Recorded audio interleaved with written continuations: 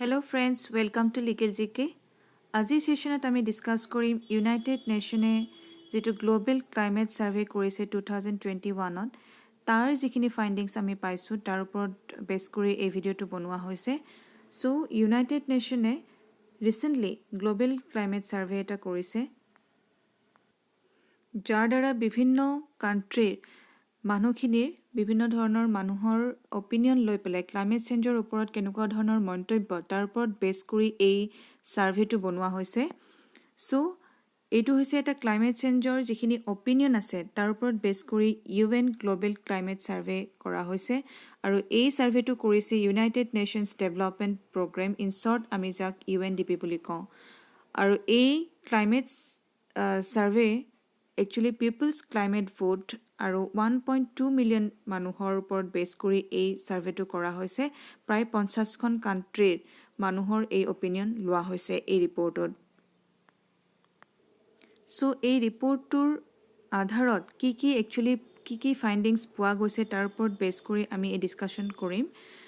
so প্ৰথম কথা হৈছে যে আমি সকলোৱে জানো এট প্ৰেজেন্ট ক্লাইমেট চেঞ্জ হৈছে আমাৰ কাৰণে এটা খুব ইমাৰ্জেন্সি নিচিনা সিচুৱেশন হৈছে আমাৰ যেনেকে ন্যাশনাল ইমাৰ্জেন্সি আমি ডিক্লেয়াৰ কৰো ঠিক তেনেদৰে এইটো হৈছে এটা গ্লোবাল ইমাৰ্জেন্সি অকল এখন কান্ট্ৰি নহয় এখন ষ্টেটৰ নহয় এইটো হৈছে আমাৰ দ্য ইউনিভাৰ্স আমাৰ প্ৰত্যেকখন কান্ট্ৰিৰে এটা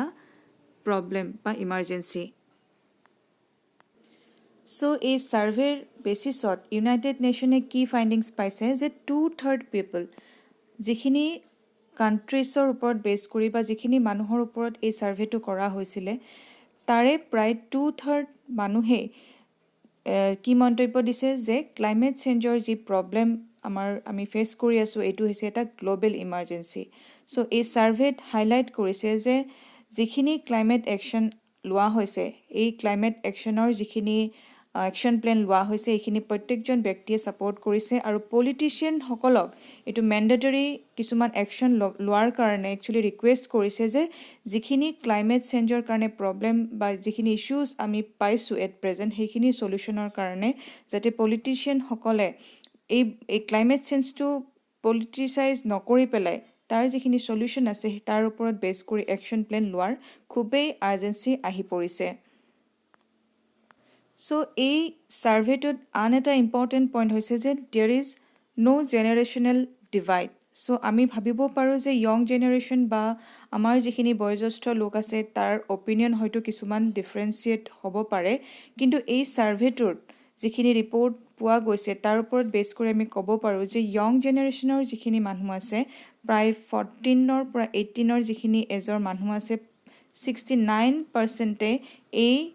ইমাৰ্জেন্সি বা এই ক্লাইমেট চেঞ্জৰ যিখিনি প্ৰবলেম আছে তাক ক্লাইমেট ইমাৰ্জেন্সি হিচাপে গণ্য কৰিছে আৰু আন যিখিনি 60 এজৰ যিখিনি মানুহ আছে বা এবভ 60 এজ সেইখিনি এই ক্লাইমেট ইমাৰ্জেন্সিৰ ওপৰত যি মন্তব্য দিছে এই ইয়ং জেনাৰেশনৰ মানুহখিনিয়ে তাক এগ্ৰি কৰিছে so there is no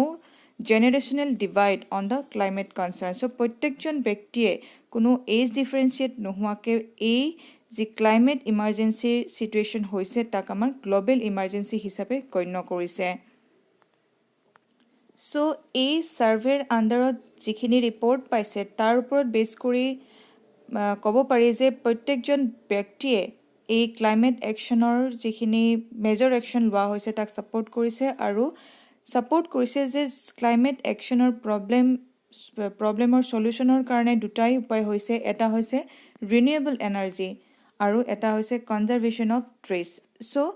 renewable এনাৰ্জিৰ ওপৰত যদি আমি এটা এক্সাম্পল দিও তেতিয়া হলে ইউনাইটেড ষ্টেটেও এইটো মানি লৈছে যে 65% ফেভাৰ কৰিছে ৰিনিউৱেবল এনাৰ্জিৰ ওপৰত আৰু 76% অফ অষ্ট্ৰেলিয়ান পিপলে সাপোৰ্ট কৰিছে ৰিনিউৱেবল এনাৰ্জি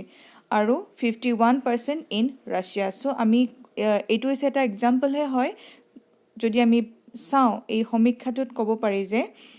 প্ৰায় প্ৰত্যেকখন কান্ট্ৰিতে ৰিনিউৱেবল এনাৰ্জিৰ ওপৰত গুৰুত্ব দিয়া হৈছে যাতে ক্লাইমেট চেঞ্জৰ যিখিনি প্ৰবলেম আছে তাক আমি কমাব পাৰো so people strongly supported the renewable energy in the countries where fossil fuels are a major source of emissions so আমি ক'ব পাৰো যে fossil fuels পৰা যিখিনি source আমি পাও সেইখিনি হৈছে আমাৰ গ্ৰীণ হাউচ গেছ এমিশ্যনৰ কাৰণে খুব ডাঙৰ একচুৱেলি চ'ৰ্চ হয় গতিকে তাক যদি আমি ৰিনিউৱেবল এনাৰ্জিলৈকে কনভাৰ্ট কৰিব পাৰোঁ তেতিয়াহ'লে আমাৰ ক্লাইমেট চেঞ্জৰ প্ৰব্লেমখিনি বা গ্ল'বেল ৱাৰ্মিঙৰ প্ৰব্লেম বহুখিনি ছল্ভ হ'ব তাৰোপৰি মানুহে ছাপৰ্ট কৰিছে যে কনজাৰ্ভেশ্যন অফ ট্ৰিজ